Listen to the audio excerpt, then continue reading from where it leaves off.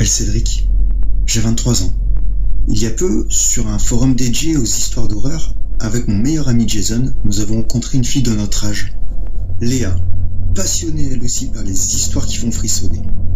À force de nombreux échanges avec elle sur le forum, nous lui avons proposé de passer une nuit de camping en forêt pour se raconter des histoires effrayantes.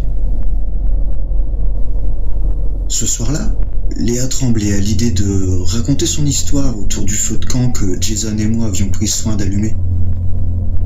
Elle tenait à faire ça dans les règles de l'art. C'est aux 12 coups de minuit, après une longue route pour rejoindre cette forêt sombre, qu'elle commence son histoire.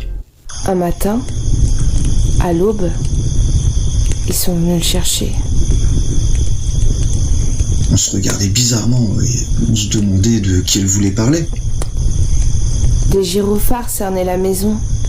Des pompiers, des médecins, des ambulanciers et la police était là. Munis de quoi lui attacher les mains. Alors je me suis précipitée parce que je voulais pas qu'il parte. Mon petit frère. Le craquement des branches de la forêt nous faisait sursauter. Et cela à plusieurs reprises. Mais ce n'est rien comparé à la suite. Mon petit frère Rudy, il a eu une terrible enfance. Un traumatisme terrible, effrayant.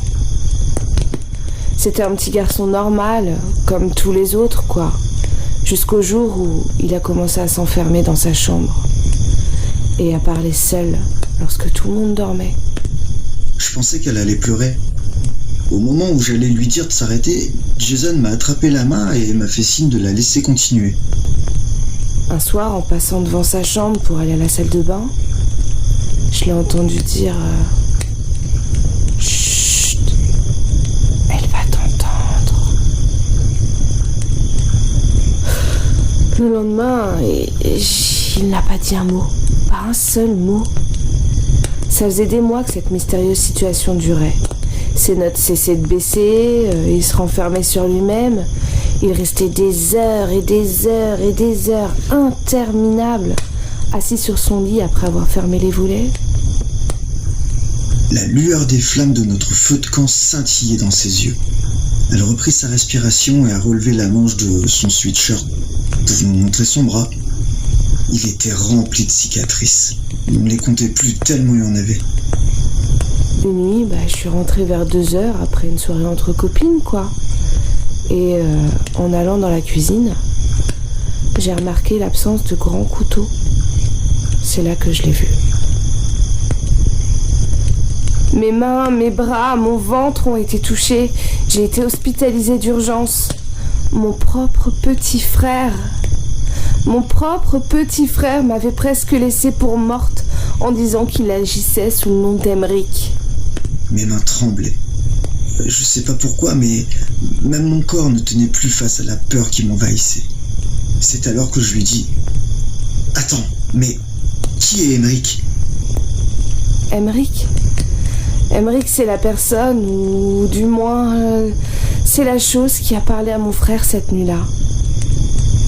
Nous le croyions fou avec mes parents, jusqu'au moment où nous l'avons retrouvé dans les mêmes circonstances.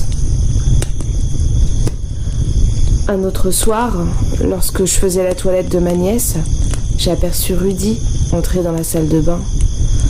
Sur le temps que je suis partie chercher une serviette pour la petite, le bébé se met à crier fort, fort, fort, mais tellement fort.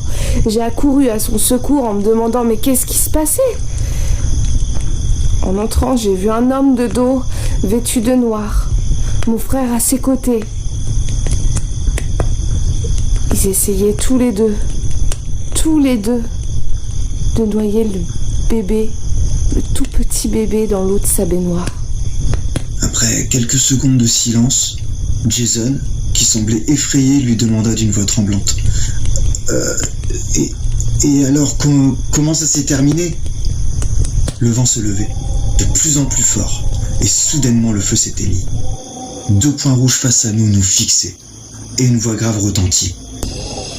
Je tué le bébé, Léa et toute sa famille. Et toi, partirais-tu avec une inconnue la nuit en forêt ?